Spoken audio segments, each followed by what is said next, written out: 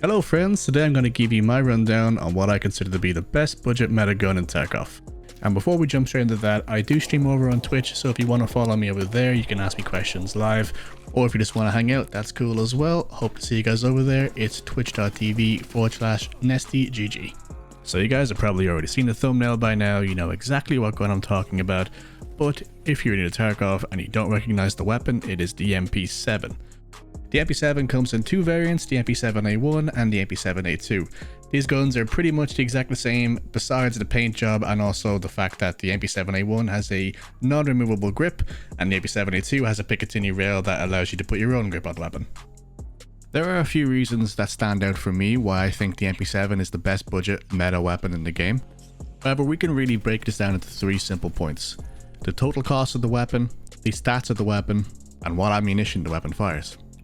The ammunition is definitely one of the most important factors to consider, as you can build a meta weapon, but if the ammunition is crazy expensive or if the budget option for the ammunition isn't powerful enough, you'll find that you'll still struggle to kill the more beefy players in Tarkov.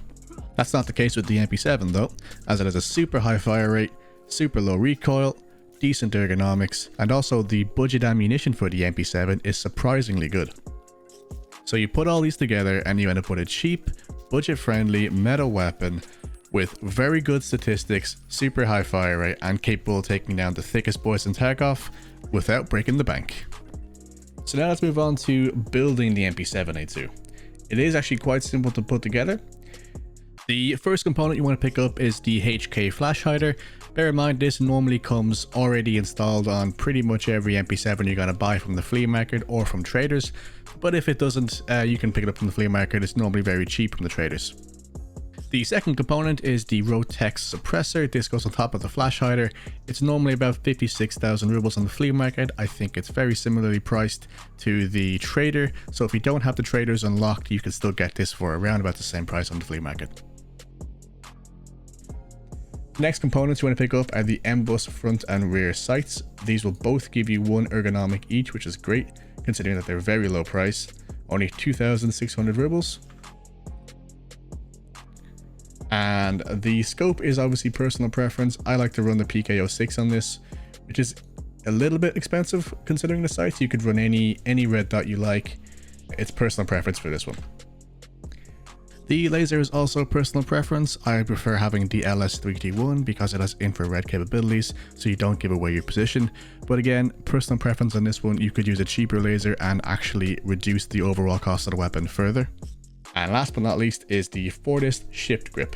And this is also a little bit expensive for a grip, coming in at around 30,000 rubles if you cannot buy from Peacekeeper. If you can buy from Peacekeeper, it's very cheap, only $146, which is roughly around 16,000 rubles.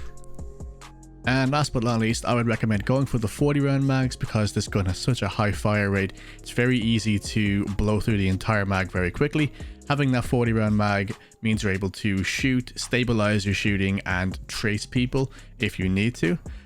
If you can't get the 40 round mags, I would recommend getting the 30 round mags. At least you can get both of these from Mechanic, tier 4 for the 40 rounders and tier 3 Mechanic for the 30 rounders.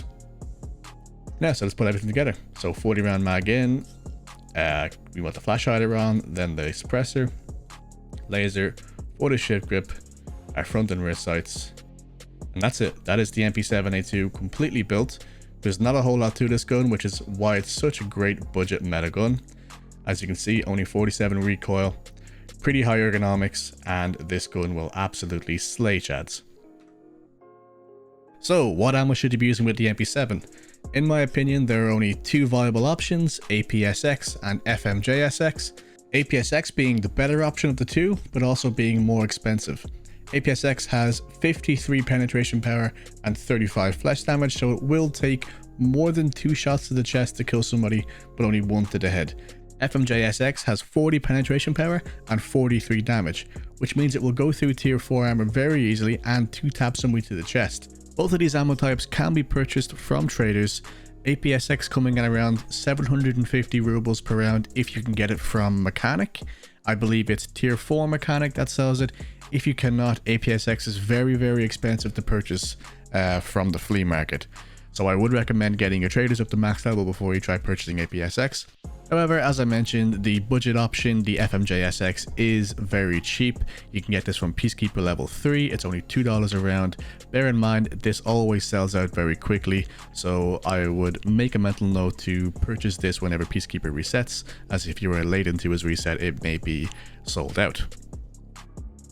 Well guys, that's all from me. I hope you enjoyed this quick and easy video on why I believe the MP7 is one of the top performing budget weapons in the game right now.